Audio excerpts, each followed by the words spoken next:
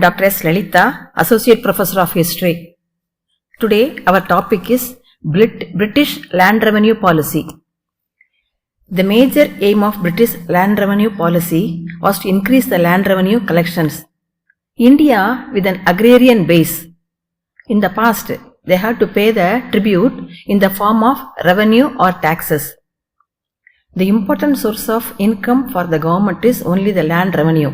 In ancient times, the rulers and the chieftains, they paid the money in the form of cash or kind.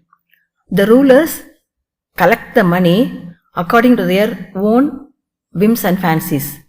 Like that, after the arrival of British, they also changed the land revenue system. The collection of land revenue system imposed by the British were three types. That is Zamindari system, that is permanent land revenue system. Another one, Mahalwari system. Third one is Rayatwari system. This was the land revenue system imposed by the British. Permanent land revenue system introduced by Lord Cornwallis in the year 1793. Rayatwari system, that one was introduced by Thomas Munro. Third one, Mahalwari system, introduced by Lord William Bentinck. Now we will see the important provisions of this system one by one. The picture shows the persons introduced this system. First picture shows the Lord Cornwallis. He introduced the permanent land revenue system. The second one, Thomas Munro, he introduced the Rayatwari system.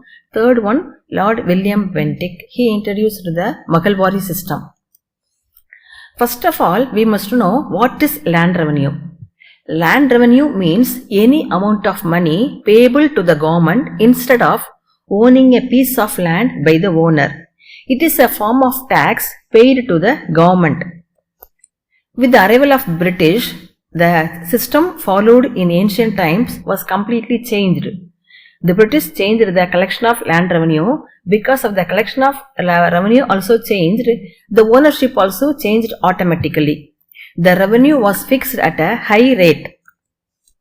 First we are going to discuss about Zamindari system, that is permanent settlement system. This one was introduced by Lord Cornwallis in the year 1793. That one was introduced in Bengal, Bihar, Orissa. Before that, in the year 1765, the East India Company got the Diwani rights of Bengal, Bihar, Orissa. After that only, they changed the revenue system. Lord Hastings, he only introduced the former system, and then he was followed by Lord Cornwallis. He streamlined the former system, that is known as Zamindari system, otherwise known as permanent land revenue system. In this permanent land revenue system, Zamindars were recognized as the landowners and they were free to fix the rent. And Zamindars were also given the authority to collect the revenue from the peasants, and then they also acted as intermediaries between the Zamindars and the British government. In the year 1790, the Zamindars were given the right to collect taxes. But in the year, because of the land revenue settlement, in the year 1793, it was given as 10 years was given as the Zamindars to collect the revenue. By the act of, that is 1795 and then 1799, 1812, these regulations were passed. These regulations give the another rights to the Zamindars. They had to, that is confiscate the land if the peasants are not paid the amount in a proper time. Next one, Rayatwari system. This one was introduced by Thomas Munro in the places like Bombay, Madras, Assam and Berar. This one was first time introduced by Colonel Reed and it was improved by Thomas Munro in the year 1820. What is meant by Rayat? Rayat means peasants in Hindi. In this direct collection of revenue from the Rayat without the role of any intermediaries. Before the system, that is permanent land revenue system, Zamindars were given the right to collect the revenue. They increased the taxes according to his own interest. But because of some drawbacks in the permanent land revenue system, another system was introduced. This is known as Rayatwari system. In this system, there won't be no intermediaries. The peasants had the right to pay the tax directly to the government. Next system was known as Mahalwari system. This system was introduced in Ganga Valley, Punjab, northwestern frontier province and the parts of central India. Under this system, the village community or the Mahal was considered as the unit of revenue assessment. The whole village is responsible to pay the tax to the government. And then the entire village is responsible. Not even a single peasants, there won't be no intermediaries. The whole village is responsible to pay the tax to the government. And then revenue was based on the land's productivity and the village socio-economic conditions. See, because of there is a poor monsoon, they are not able to produce large amount of food grains. So at that time there will be some fluctuations. And then aimed to establish a direct relationship between the government and the village community. This main aim of this one was the British wanted to have the direct control over the country. Next one, burden falling on the entire community leading to exploitation of inequality. See, so far we discussed about permanent land revenue system, Rayatwari system, Mahalwari system. Now we are going to discuss about what are the impact of this land revenue system introduced by the British. First, economic impact. Agricultural productivity. That is, farmers produced food crops. See, they are in a position to produce food crops. That one was changed into cash crops. See, because of that, they are not able to get their daily bread. And then, because of monsoon failure, they are not in a position to pay the taxes. These are all the agricultural productivity. And then, impoverishment of peasants. Peasants had to pay the taxes. See, because of the less productivity, they are not able to pay the taxes. They have to depend upon the money lenders. And then they have to borrow debt. And then it leads to the cycle of debt. And then next, commercialization of agriculture. See, before that time, that is, they produced only food crops. And then after the arrival of British, they were compelled to produce cash crops like jute, cotton, indigo. And then because of this, at the same time, they were compelled to produce all such things. So it leads to so many problems for the peasants. Political impact of this land revenue system. First one, discontent and rebellion. The policy followed by the British were not liked by the peasants because it leads to so many problems. Especially the British followed this policy, it leads to, that is, peasant revolt. For example, Santhal revolt, Indigo revolt, like that so many peasant revolts started. And at the same time, it leads to the rebellion of 1857. See, there are so many causes responsible for this, that is because of this land revenue system. And the next one, centralization of power.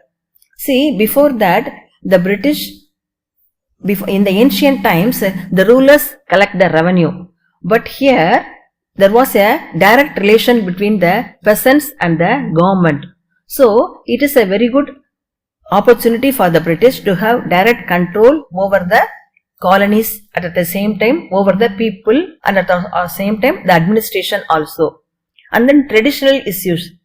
For example, the rulers had the practice of collecting revenue.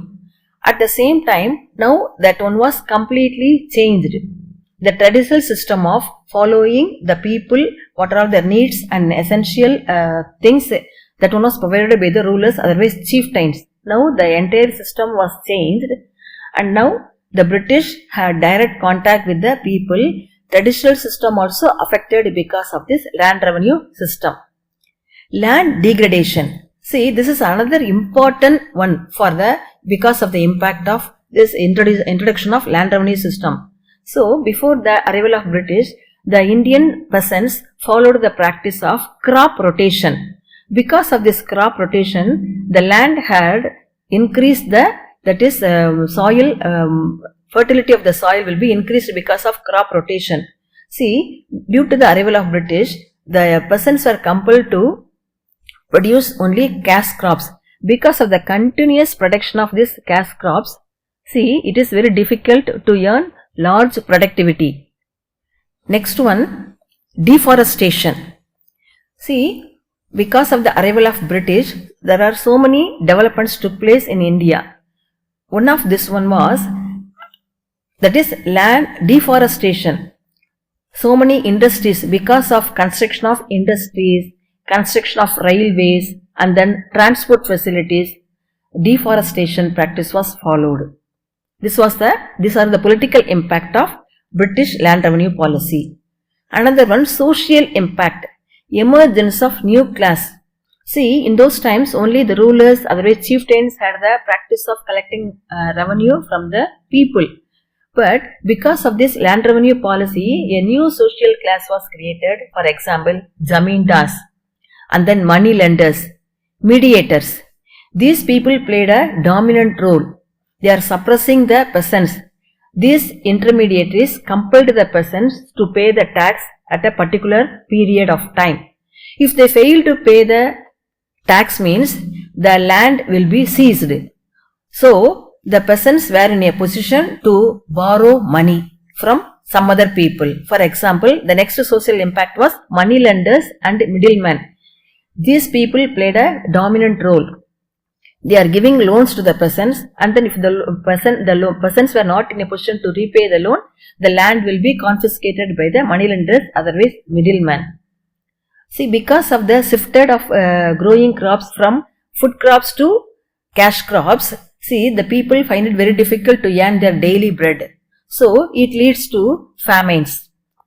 Because of the failure of food crops, they are producing only cash crops. So, it leads to famine, drought, and so many other things. And finally, land revenue policy of the British created stagnant agriculture. Another one, indebted peasantry, landless labor class. Death rate increased due to malnutrition, famines, and epidemics. See, because of this land revenue policy, different types of, that is, only peasants played a very dominant role. After that, because of the another important impact of this land revenue policy means the peasants were turned into waged labor, bonded labor, and then plantation labor. That is waged labor. See, because they are not able to pay the taxes, the land will be confiscated by the middlemen, otherwise mediators, otherwise British government. So, they are in a position to work under the landlords for certain period. They are known as bonded laborers. Till the payment of the loan received by the peasants, they have to work in the field. That is bonded laborers. Another one, that is waged laborers. For daily wage, some people had to work in the field of landlords. Another one, plantation labor. Some other laborers were in a position to work under the British government for, that is, for the production of indigo, jute, and some other things. See, because of this introduction of land revenue policy, the peasants were the most affected persons. Thank you.